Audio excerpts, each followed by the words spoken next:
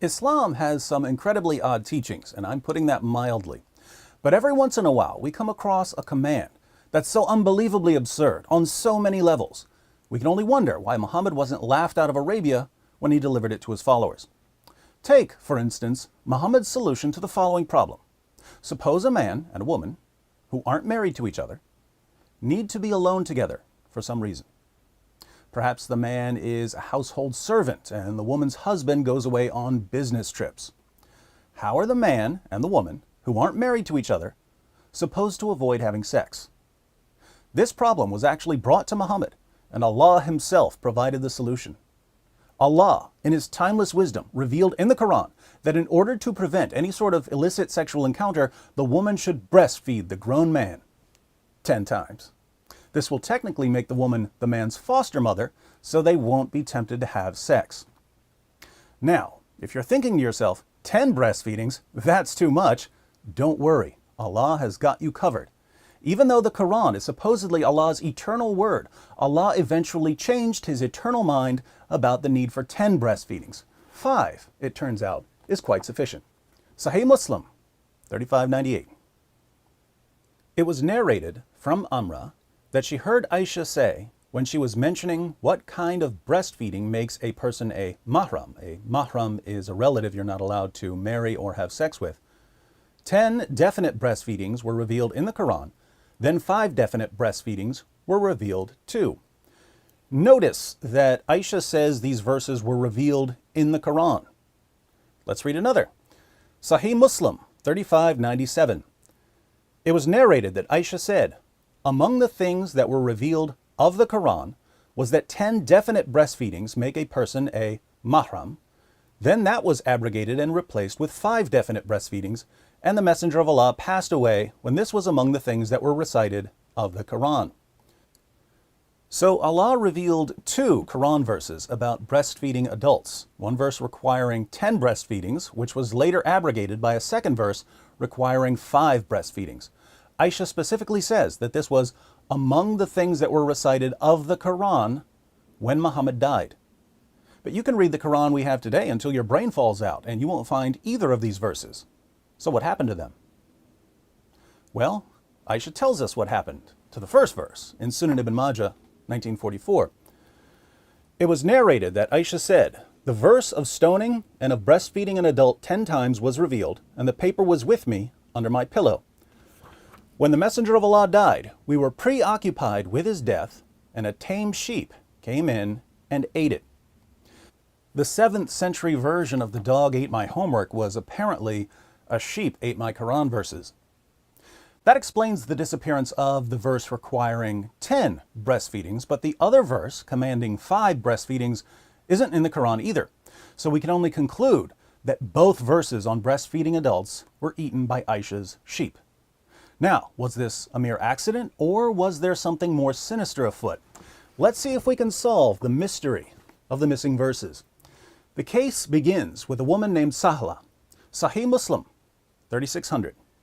It was narrated that Aisha said, Sahla bint Suhail came to the Prophet and said, O Messenger of Allah, I see signs of displeasure on the face of Abu Hudayfa, that was her husband, when Salim, who was his ally, comes in.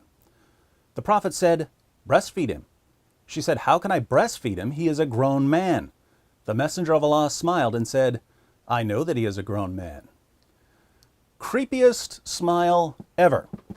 So Sahla's husband was concerned about this grown man being around his wife, and Muhammad's response was that she needed to put her breasts in the man's mouth repeatedly.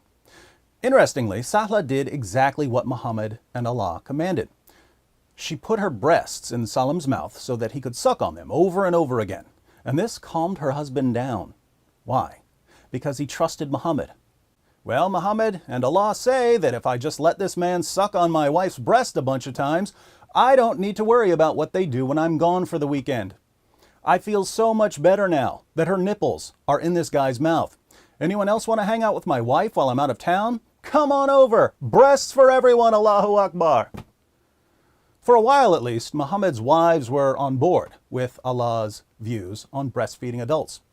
When Muhammad's wife Hafsa wanted to spend time with a man, she would send the man to her sister to be breastfed. We read in Malik's Muwatta, chapter 30, section 1, number 8. Hafsa, al-Mu'mineen, mother of the believers, sent Asim ibn Abdullah ibn Sa'd to her sister Fatima bint Umar ibn al-Khattab for her to suckle him 10 times so that he could come in to see her. She did it so he used to come in to see her. Hafsa couldn't breastfeed Asim because she didn't have children, so she had her sister breastfeed him 10 times, which transformed him into Hafsa's foster nephew. Eventually, however, most of Muhammad's wives, including Hafsa, became disgruntled over the practice. After retelling the story about Muhammad ordering Abu Hudayfa's wife to breastfeed a grown man, Malik's Muwatta, chapter 30, section 2, number 12, continues with this.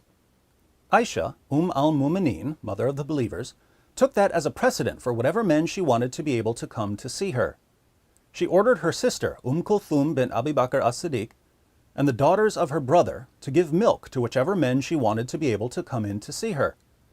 The rest of the wives of the Prophet refused to let anyone come into them by such nursing. They said, "No, by Allah, we think that what the Messenger of Allah ordered Sahla bint Suhail to do was only by an indulgence concerning the nursing of Salim alone. No, by Allah, no one will come in upon us by such nursing." We find the same thing in Sahih Muslim 3605, where Muhammad's wife, Salama, declares, "The other wives of the Prophet used to refuse to admit anyone on the basis of that breastfeeding of a grown-up. They said to Aisha, 'By Allah, we think that this is a concession which the Messenger of Allah granted only in the case of Salim. No one will enter upon us or see us on the basis of this type of breastfeeding.'" So Muhammad's wives were claiming that the command to breastfeed adults only applied to Abu Hudayfa's wife in the case of Salim. This explanation obviously doesn't work for 3 reasons.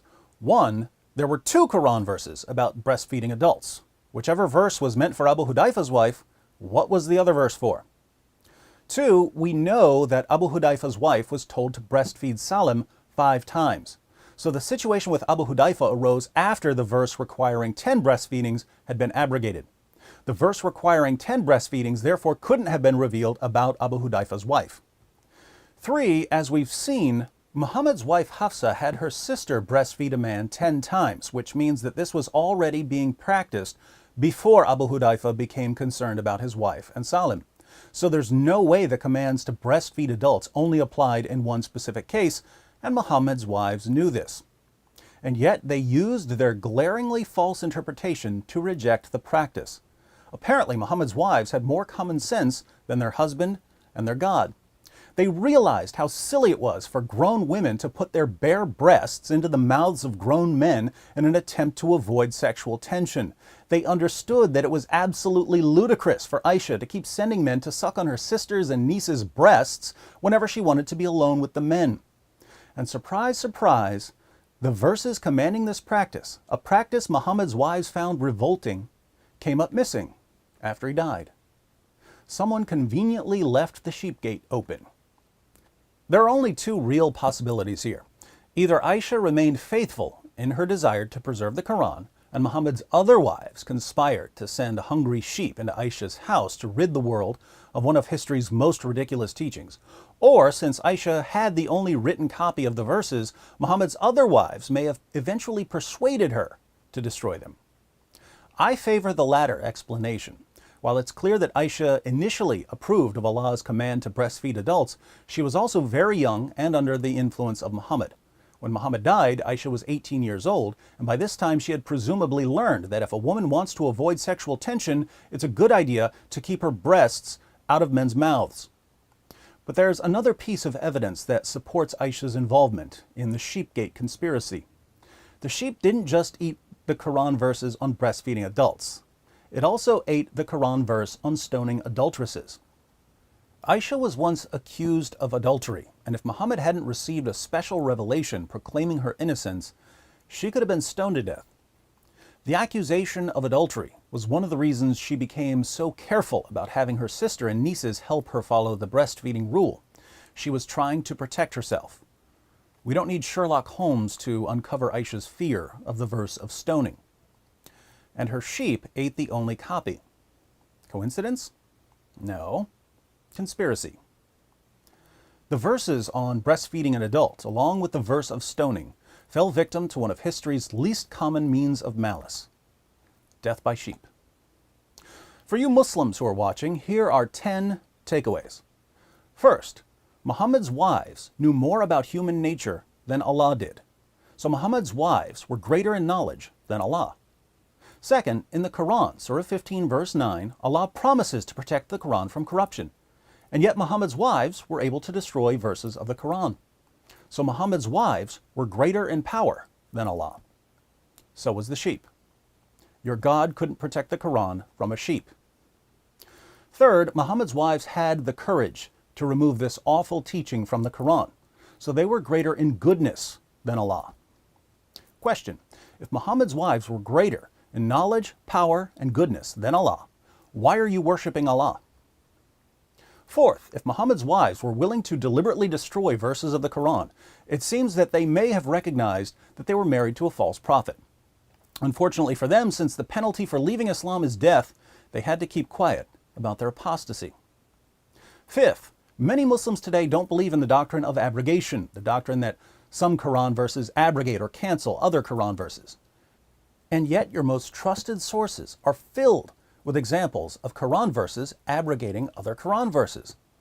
Why do modern Muslim beliefs so frequently contradict orthodox Islamic doctrine? Sixth, you believe that the Qur'an is an eternal tablet in heaven.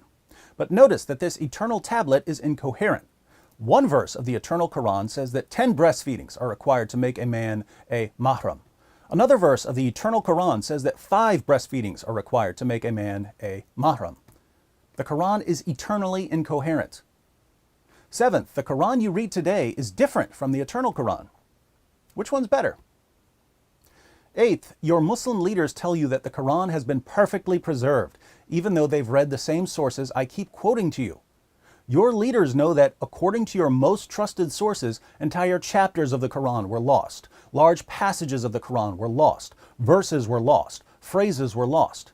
And yet they tell you that the Qur'an has been perfectly preserved right down to the letter from the time it was revealed to Muhammad. They tell you this because it gives you confidence in the Qur'an. But your confidence is based on deception. Ninth, if your leaders keep lying to you about the history of the Qur'an, what else are they lying to you about? 10th, if your leaders are the ones who are lying to you, and I'm the one who's telling you the truth, why do you get mad at me? For more on changes in the text of the Qur'an, click on A Brief History of the Qur'an. If you'd like to see me solve another Islamic mystery, click on Who Killed Muhammad?